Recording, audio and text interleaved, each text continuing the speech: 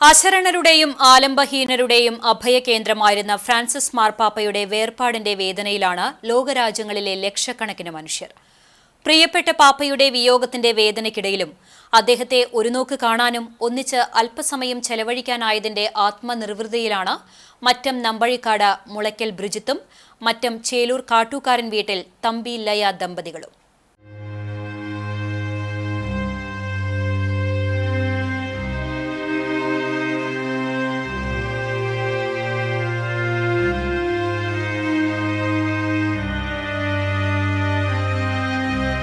ആഗോള കത്തോലിക്ക സഭയുടെ പരമാധ്യക്ഷനായിരുന്ന ഫ്രാൻസിസ് മാർപ്പാപ്പ കഴിഞ്ഞ തിങ്കളാഴ്ചയാണ് മരണത്തിന് കീഴടങ്ങിയത്.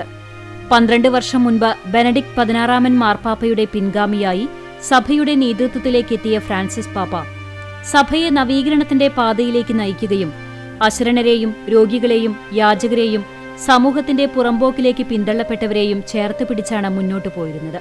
സഭയെ പുരോഗമന വഴിയിലേക്ക് കൈപ്പിടിച്ച് നടത്തിയതിനൊപ്പം നിരാലംബരെ ചേർത്ത് പിടിച്ച പാപ്പ വളരെ പെട്ടെന്ന് തന്നെ ലോകത്താകമാനമുള്ള വിശ്വാസികൾക്കൊപ്പം അവിശ്വസികളായവരുടെയും മനസ്സിൽ ഇടം പിടിച്ചു. ജനകീയനായ പാപ്പ എന്ന നിലയിൽ അദ്ദേഹം അറിയപ്പെട്ടതോടെ അദ്ദേഹത്തെ കാണാനുള്ള ആഗ്രഹം പലരുടെയും മനസ്സിൽ നാമ്പിടുകയും ചെയ്തു. ഫ്ലൈറ്റിൽ കയറാനുള്ള ആഗ്രഹമാണ് നമ്പഴിക്കാട് സ്വദേശിനിയായ ബ്രിജിത്തിന് പാപ്പയെ നേരിൽ കാണാനുള്ള അവസരമൊരുക്കിയത്. കഴിഞ്ഞ 2 പതിറ്റാണ്ടിലേറെയായി റോമിൽ കന്യാസ്ത്രീയായി സേവനം ചെയ്യുന്ന മകൾ ലില്ലി മുളയ്ക്കലിനോട് ഫ്ലൈറ്റിൽ കയറണമെന്ന ആഗ്രഹം പങ്കുവച്ചു. തുടർന്ന് പാസ്പോർട്ട് എടുത്ത് റോമിലേക്ക് കൊണ്ടുപോവുകയും പാപ്പയെ കാണാനുള്ള അവസരമൊരുക്കുകയുമായിരുന്നു.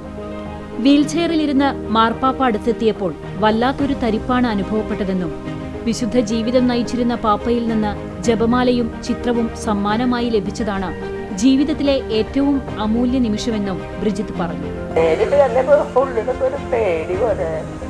കാരണം എത്ര വലിയ മനുഷ്യനല്ലേ അത് വന്നിട്ട് എന്റെ മുമ്പിൽ ഇങ്ങനെ ഇരിക്കുന്നത്. ഞാൻ വീൽ ചെയറുമ്പോഴായിരിക്കുന്നത്.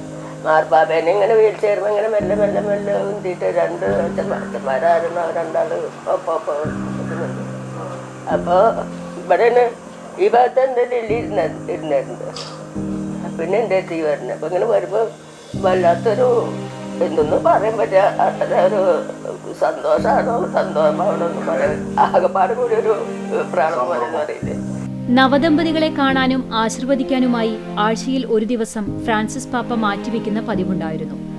മറ്റം ചേലൂർ കാട്ടൂക്കാരൻ വീട്ടിൽ തമ്പി ലയ ദമ്പതികളുടെ വിവാഹം 2023 ഡിസംബർ 31 ജർമ്മനിയിൽ ജോലി ചെയ്യുന്ന സജീവ ജീസസ് യൂത്ത് പ്രവർത്തക കൂടിയായ ലയ സന്ദർശക വിസയിലെത്തിയ തമ്പിയെയും കൂട്ടി റോമിൽ പോയി പാപ്പയെ കാണുകയായിരുന്നു. ലയ മുൻപും മാർപ്പാപ്പയെ നേരിൽ കണ്ടിട്ടുണ്ടെങ്കിലും തൊട്ടടുത്ത് കാണാനും ഹസ്തദാനം നൽകാനും ആശീർവാദം സ്വീകരിക്കാനുമായത് വേറിട്ട അനുഭവമായാണ് ദമ്പതികൾ കാണുന്നത്. ജോൺ പോൾ 2 മാർപ്പാപ്പനെ അന്ന് മുതൽ അപ്പോൾ നമുക്ക് അധികം അങ്ങനെ അടുത്തറിയില്ല. എപ്പോഴാണ് നമ്മൾ കുറച്ചുകൂടെ വലിയതായിട്ട് അവിടെ ചെന്ന് കഴിഞ്ഞപ്പോഴാണ് നമുക്കിങ്ങനെ പോകാൻ പറ്റും. ഞാൻ പാപ്പേനെ മുമ്പ് കണ്ടിട്ടുണ്ട്. വേൾഡ് യൂത്ത് ഡേക്ക് പോയപ്പോൾ പാപ്പേനെ ഞാൻ കണ്ടിട്ടുണ്ട്. പക്ഷെ അതൊരു ദൂരത്തുനിന്ന് നമുക്ക് കാണുന്നത്. അപ്പം നമുക്ക് അടുത്ത് കാണുമ്പോൾ ആ ഒരു മൊമെന്റ് പാപ്പ വരുന്നു എന്ന് പറയുമ്പോൾ നമുക്കൊരു എന്താ പറയുക ഭയങ്കര ഒരു ബ്ലെസ്സിങ് ആണ്. നമുക്ക് കാണാൻ പറ്റുന്ന ഒരു മൊമെന്റ് അതെങ്ങനെ പറയേണ്ടതെന്ന് അറിയില്ല. പക്ഷെ നല്ലൊരു അനുഭവം. അത് ലൈഫ് ലോങ് എനിക്ക് നമുക്ക് ഓർമ്മയിൽ വെക്കാൻ പറ്റുന്നൊരു മൊമെന്റ് ആണ് അവർ. പാപ്പ നൽകിയ ജപമാല ഉൾപ്പെടെയുള്ളവ അമൂല്യനിധിയായാണ് തമ്പിയും ലയയും കാണുന്നത്. ശാരീരിക ബുദ്ധിമുട്ടുകൾ ഉണ്ടായിരുന്നുവെങ്കിലും ദിവസവും 100 കണക്കിന് ആളുകളെ കാണാൻ പാപ്പ സമയം കണ്ടെത്തിയിരുന്നുവെന്നും ദമ്പതികൾ പറഞ്ഞു. അപ്പോൾ കുറച്ചുകൂടെ ഇൻ ടു ദ പീപ്പിൾ ആണ്. ഈ പറഞ്ഞ പോലെ ഇടയ്ക്ക് ഫ്രീക്വന്റ് വിസിറ്റ്സ് നടത്തും അവിടുത്തെ ചേർച്ചിൽ ആഫ്റ്റർ മാസ്.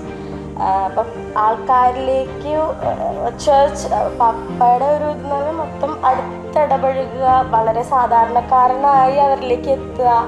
നമ്മളൊരിക്കലും ഇങ്ങനെ ആ ഒരു വലിയൊരു ലെവലിലേക്ക് ഇന്ന് കാണാതെ നമ്മളും നമ്മളിൽ ഒരാളാണ് എന്നുള്ളൊരു രീതിയിൽ തന്നെയാണ് പാപ്പ എപ്പോഴും ബിഹേവ് ചെയ്യുന്നതും നമ്മുടെ അടുത്ത് സംസാരിക്കുമ്പോഴും എല്ലാം നമ്മുടെ അടുത്ത് വന്ന് ആ ഒരു മായാത്തൊരു ഓർമ്മയായി മാറിയ ഫ്രാൻസിസ് മാർപ്പാപ്പ സാന്താ മരിയ മജൂറിയിൽ അന്ത്യവിശ്രമം കൊള്ളുമ്പോഴും തലമുറകളുടെ മനസ്സുകളിൽ പാപ്പ എന്നും ജീവിക്കുക തന്നെ ചെയ്യും.